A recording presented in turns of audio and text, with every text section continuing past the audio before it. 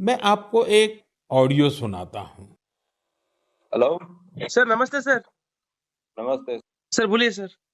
देखिए, ये जो आपने एफआईआर नंबर मुझे सेंड किया है, इस नंबर के खिलाफ 17 कंप्लेंट्स हमारे पास। आप ये नंबर यूज कर रहे हैं? मैंने नहीं यूज करता हूँ सर। अभी कहाँ से बात कर रहे हो? सर कर्नाटका सर, वो घर में हूँ सर। ओके, इसके लिए आप अपनी स्टेट में रिकॉर्ड करवाइए ताकि ये नंबर ब्लॉक कर दिया जाए, फ्यूचर में आपको कोई प्रॉब्लम ना हो। ओके। Yes sir. వీడియో స్టార్టింగ్లో ఒక పోలీస్ ఆఫీసర్ని చూపించాను చూసారా. సో అలానే మీకు ఒక పోలీస్ ఆఫీసర్ వీడియో కాల్ చేసి యువర్ అండర్ అరెస్ట్ అన్న వెంటనే మనకి ఏమవుద్ది, చెమటలు పట్టిపోతాయి కదా. సో ఇటువంటి స్కామ్సే ఈ మధ్యకాలంలో ఎక్కువ జరుగుతున్నాయి. సో దీన్నే డిజిటల్ అరెస్ట్ అంటున్నారు. సో ఈ వీడియోలో మనం దాని గురించే మాట్లాడదాం. దీని గురించే మన ప్రధాని మోడీ గారు కూడా మాట్లాడడం జరిగింది. आपने अभी जो बातचीत सुनी वो डिजिटल अरेस्ट के फरेब की है। సో దీని గురించి మీరు ఎంత ఎక్కువ తెలుసుకుంటే అంత మంచిది. మీరు తెలుసుకోవడమే కాకుండా మీ ఫ్రెండ్స్ తోటి, మీ ఫ్యామిలీ మెంబర్స్ తోటి కూడా షేర్ చేయండి. ఎందుకంటే ఇటువంటి స్కామ్ అనేది మీతోటి కూడా జరిగే అవకాశాలు చాలా ఉన్నాయి. ఎందుకంటే ఈ మధ్యకాలంలో ఇటువంటి స్కాములు జరిగినట్టు, అంటే 90,000 స్కాములు జరిగినట్టయితే తెలుస్తుంది డిజిటల్ అరెస్ట్ కారణంగా. దాంతోపాటే 120 కోట్లకు పైగా వీలైతే డబ్బులను కాజేసినట్టయితే తెలుస్తుంది. అంతేకాకుండా ఇప్పుడు మనం 2024 గురించి మాట్లాడినట్టయితే దాని ముందు ఇయర్స్తో పోల్చుకున్నట్టయితే స్కామ్ రేట్ అనేది పెరుక్కుంటూ పోతుంది. డైలీ 7,000 స్కామ్ల వరకు అయితే ఇటువంటివి జరుగుతున్నాయి. చదువుకున్న వాళ్ళు తేడా ఏం ఉండట్లేదు. ఎవరికైనా సరే ఇలా పోలీస్ వాళ్ళు కాల్ చేసి డిజిటల్ అరెస్టులు చేసేస్తున్నారు. సో ఈ మధ్య కాలంలోనే ఎస్పీ ఓస్వాల్ అని చెప్పేసి వర్ధమాన్ గ్రూప్ చైర్మన్ ఈయనే, చాలా ఎడ్యుకేటెడ్ ఆయనే, మొత్తం తెలుసు. సో ఆయన దగ్గర నుంచి 7 కోట్ల రూపాయలను వీళ్ళు వసూలు చేసేశారు, అంటే స్కామ్ చేసేశారు. सर वो मेरे नाम से किसी ने पार्सल भेज दिया सर, मैंने तो भेजा भी नहीं सर पार्सल। वो कह रहा है उसमें एमडीएम है, मेरा कोई मतलब नहीं है सर। कोई आसिफ नाम का आदमी है सर।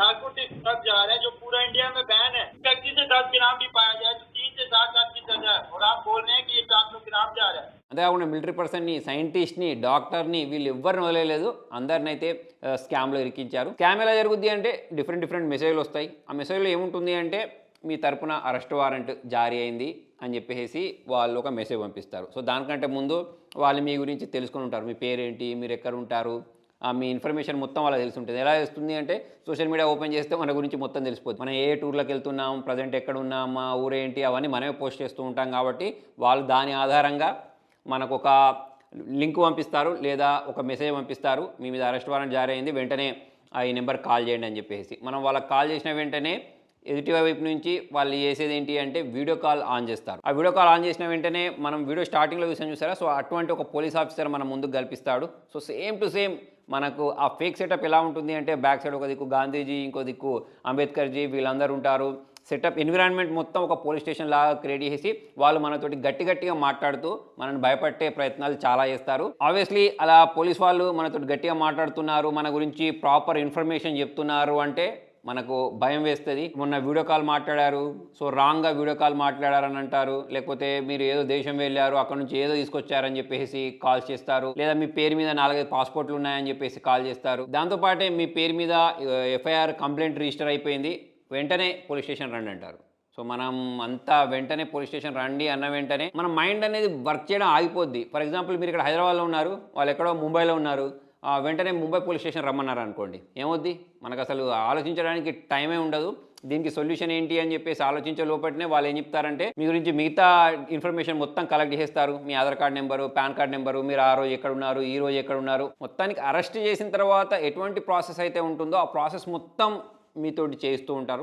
అటువంటిప్పుడు మనం దాన్ని ఈజీగా నమ్మేస్తాం. ఈ అరెస్ట్లో భాగంగానే వాళ్ళు ఏం చేస్తారు, మీ కెమెరా అనేది ఎప్పుడు ఆన్లో ఉండాలి, మీరు డిజిటల్ అరెస్ట్ అయ్యారు, మిమ్మల్ని ఇంట్లో నుంచే అరెస్ట్ చేసేసాము, సో మేము చెప్పే వరకు మీరు ఎవరికి కాల్ చేయడానికి వీల్లేదు, మీరు ఎవరిని కాంటాక్ట్ అవ్వడానికి వీల్లేదు, మీ ఇన్ఫర్మేషన్ ఎవరితో షేర్ చేయడానికి వీల్లేదని చెప్పేసి మిమ్మల్ని 2-3 రోజుల వరకు ఇలానే వీడియో కాల్లలో వేధించడం స్టార్ట్ చేస్తారు. మీ మీద కేసు ఫైల్ అయిపోయింది, మీ కేసుని మేము సైబర్ క్రైమ్కి పంపిస్తున్నామని చెప్పేసో, లేకపోతే కన్జ్యూమర్ కోర్ట్కి పంపిస్తున్నామని చెప్పేసో, జడ్జి దగ్గర పంపిస్తున్నామని చెప్పేసో, ఇటువంటి విషయాలన్నీ చెప్పేసి మనల్ని భయపట్టిస్తూ ఉంటారు. ఇంతకుముందు నేను వర్ధమాన్ గ్రూప్ చైర్మన్ అని చెప్పాను చూసారా, సో ఆయనకు సుప్రీంకోర్టు నుంచి ఆ అరెస్ట్ వారెంట్ వచ్చింది అని చెప్పేసి సేమ్ టు సేమ్ సుప్రీంకోర్టు వాళ్ళు అరెస్ట్ వారెంట్ పంపిస్తే ఎలా ఉంటుందో అటువంటి ఫేక్ డాక్యుమెంట్ ఫేక్ స్టాంపులు అన్నీ యాస్టీస్ క్రియేట్ చేసి ఆయనకు పంపించడం జరిగింది. సో అటువంటి చూసినప్పుడు చాలా మంది నమ్మేస్తారు కదా. సో ఈయన కూడా అలానే నమ్మి 7 కోట్లు అయితే పోగొట్టుకున్నారు. పేరు రకరకాల పేర్లు తీసుకుంటారు, ఈడీ అని చెప్తారు, సిబిఐ అని చెప్తారు. సో డిఫరెంట్ పేర్లను యూజ్ చేసేసి మనల్ని అయితే భయపెట్టడానికి మ్యాక్సిమం ట్రై చేస్తారు. సో అలానే ఇంతకుముందు చెప్పిన వర్ధమాన్ గ్రూప్ చైర్మన్ ని చాలా రోజుల పాటు ఇలానే డిజిటల్ అరెస్ట్ చేయడం అంటే ఎప్పుడు కెమెరా ఆన్ చేసి ఉండాలి, ప్లస్ వాళ్ళు ఎటు కదలద్దు. సో ఫ్రెండ్స్, ఇటువంటి స్కామ్స్ అనేవి మీతో చూడడం, మీ ఫ్యామిలీ మెంబర్స్తో చూడడం జరిగే అవకాశాలు ఉన్నాయి కాబట్టి ఈ వీడియోని సాధారణంగా షేర్ చేయండి. సో ఈ వీడియోకి నేను ఎటువంటి కాపీరైట్ పెట్టట్లేదు. సో మీరు దీన్ని డౌన్లోడ్ చేసుకొని మీరు ఫేస్బుక్లో కానీ ఇన్స్టాగ్రామ్లో కానీ ఎక్కడైనా సరే షేర్ చేయండి. ఎందుకంటే ఇటువంటి స్కామ్స్ అనేవి చాలా ఎక్కువ జరుగుతున్నాయి కాబట్టి ఎవరైనా ఈ స్కామ్లో ఇరుక్కోవచ్చు. ఒక విధంగా చెప్పాలంటే నాకు కూడా ఇటువంటి ఒక మెసేజ్ వచ్చింది. నేను కాల్ చేసేసాను, కాకపోతే ఇది ఒక స్కామ్ అని నాకు తెలుసు కాబట్టి నేను వాళ్ళ కాల్ విందామని చెప్పేసి వాళ్ళకి కాల్ చేసేసి వాళ్ళు ఏమేమి డీటెయిల్స్ అడుగుతున్నారని చెప్పేసి చూశాను. సో వాళ్ళు మన అన్ని డీటెయిల్స్ అడుగుతారు, ఆధార్ డీటెయిల్స్, పాన్ డీటెయిల్స్, మిగతా బ్యాంకింగ్ డీటెయిల్స్ అవన్నీ అడుగుతారు. సో నేను ఇవ్వకపోయేసరికి వాళ్ళకి అర్థమైపోయింది స్కామ్ అనేది తనకు అర్థమైపోయిందని చెప్పేసి కాల్ అయితే కట్ చేసేస్తారు. సో ఒకవేళ మీకు అర్థం కాకపోతే మాత్రం ఆ కాల్ని కంటిన్యూ చేస్తారు. మీ ఐడీలు, ఓటీపీలు, పాస్వర్డ్లు ఎవరితోటి షేర్ చేయకండి. మీ Aadhaar card, PAN card, passport details ఏం అడిగినా కూడా ఎవరితోటి షేర్ చేయకండి. ఈ డిజిటల్ అరెస్ట్ మాట ఏదైతే ఉంటుందో ఇది పూర్తిగా స్కామ్. అసలు అటువంటి వర్డే ఉండదు. మిమ్మల్ని ఎవరైనా అరెస్ట్ చేయాలనుకుంటే డైరెక్ట్ మీ ఇంటికి వచ్చి అరెస్ట్ చేసేస్తారు, అంటే మీరు ఏమైనా తప్పులు చేస్తే తప్పిస్తే. సో ఇలా వాట్సాప్లో వీడియో కాల్ చేసేసి మిమ్మల్ని ఒక గదిలో బంధించేసి ఎప్పటికీ ఒక వీడియో కాల్ నడిపించుకుంటూ మీ ఇంట్లో జరిగేదంతా చూస్తూ ఇటువంటివి అయితే ఎవరు చేయరు. సో ఇటువంటి వాటిని అయితే అస్సలు నమ్మకండి. మనం చేయాల్సింది ఏంటి అంటే ఎప్పుడైనా సరే అన్నోన్ నెంబర్స్కి వెంటనే కాల్ చేయకండి. ఒకవేళ మీ ఫ్యామిలీ మెంబర్స్ లేకపోతే ఎవరైనా కాల్ చేశారు అని అనిపించినప్పుడు వీడియో కాల్ చేయకండి, నార్మల్ కాల్ చేయండి. సో వాళ్ళ వాయిస్ని వెరిఫై చేసుకున్న తర్వాత మాత్రమే వీడియో కాల్స్ చేయండి. వీడియో కాల్స్ చేసిన తర్వాత కూడా కొన్నిసార్లు ఏం జరుగుద్ది అని అంటే వాళ్ళు మన వీడియో కాల్ ఎత్తిన తర్వాత ఒకవేళ మీరు జెంట్స్ అయితే అటువైపు లేడీస్ ఉన్నారనుకోండి, వాళ్ళు అక్కడ ఏమైనా ఇల్లీగల్ యాక్టివిటీస్ చేసినప్పుడు దాన్ని రికార్డ్ చేసి అది మీకు పంపించి మీ ఫ్యామిలీ మెంబర్స్ పంపిస్తాం అది అని చెప్పేసి మిమ్మల్ని భయపెడుతూ ఉంటారు. సో మనం తప్పు చేయనంత వరకు మనం అస్సలు భయపడాల్సిన అవసరం లేదు. మనం కాల్ ఎత్తిన తర్వాత అటువైపు నుంచి న్యూడ్ వీడియోనో లేకపోతే ఏదైనా వీడియో మనకు ప్లే అవ్వకుంటూ మనం చూస్తున్నట్టు ఒక భ్రమ కల్పించినా సరే మనం భయపడాల్సిన అవసరం లేదు, ఎందుకంటే మనం ఏం తప్పు చేయలేదు కాబట్టి. సో వెంటనే మీరు సైబర్ క్రైమ్లో కంప్లైంట్ చేయండి, లేదా 1930 కాల్ చేసి కంప్లైంట్ని రిజిస్టర్ చేయండి. మీ దగ్గర ఉండే ప్రూఫ్స్ ఏవైతే ఉంటాయో వాటిని జాగ్రత్త పెట్టుకోండి. చాలామంది ఏం చేస్తారంటే ప్యానిక్ అయిపోతారు. సో వెంటనే ఆ హిస్టరీని డిలీట్ చేయడం, లేకపోతే వాళ్ళు ఒకవేళ కాల్ రికార్డింగ్ అయితే కాల్ రికార్డింగ్ డిలీట్ చేయడం, ఇటువంటివన్నీ చేస్తూ ఉంటారు. సో అటువంటివి ఏం డిలీట్ చేయకండి, అవన్నీ మనం ఒక ప్రూఫ్ లాగా యూజ్ చేయొచ్చు. దీంతో పాటు ఒకవేళ మీరు బై మిస్టేక్ వాళ్ళకు డబ్బులు కట్టినా సరే వెంటనే బ్యాంక్కి వెళ్ళండి, రివర్సల్ అప్లికేషన్ ఇవ్వండి, లేదా మీ అకౌంట్ని బ్లాక్ చేయించండి, పోలీస్ స్టేషన్లో కంప్లైంట్ ఇవ్వండి. సో అటువంటప్పుడు మన డబ్బులు రావడానికి ఛాన్సెస్ ఉన్నాయి. నాకు తెలిసినంత వరకు అయితే మ్యాక్సిమం ఇక మన డబ్బులు పోయినట్టే. ఇటువంటి స్కామ్లో ఇరుక్కొని మనం వాళ్ళ అకౌంట్లోకి డబ్బులు కొట్టాము, లేదా మన ఓటీపీ వాళ్ళకి చెప్పాము అని అంటే ఇక మనకు ఆ డబ్బులు అనేవి మ్యాక్సిమం రావు. సో అందుకోసం ఎవరికి ఓటీపీలు చెప్పొద్దు, ఎవరి అకౌంట్లో కూడా డబ్బులు వేయద్దు. ఇప్పుడు చెప్పింది నేను ఒకటే స్కామ్, అట్లా కాకుండా ఇంకా చాలా రకాలుగా స్కామ్ చేయడానికి మనం ట్రై చేస్తూ ఉంటారు కాబట్టి మన జాగ్రత్తలో మనం ఉండాలి. స్కామర్స్ ఆన్లైన్ యూజ్ చేసుకొని రకరకాల పద్ధతులను అయితే కనుక్కుంటున్నారు.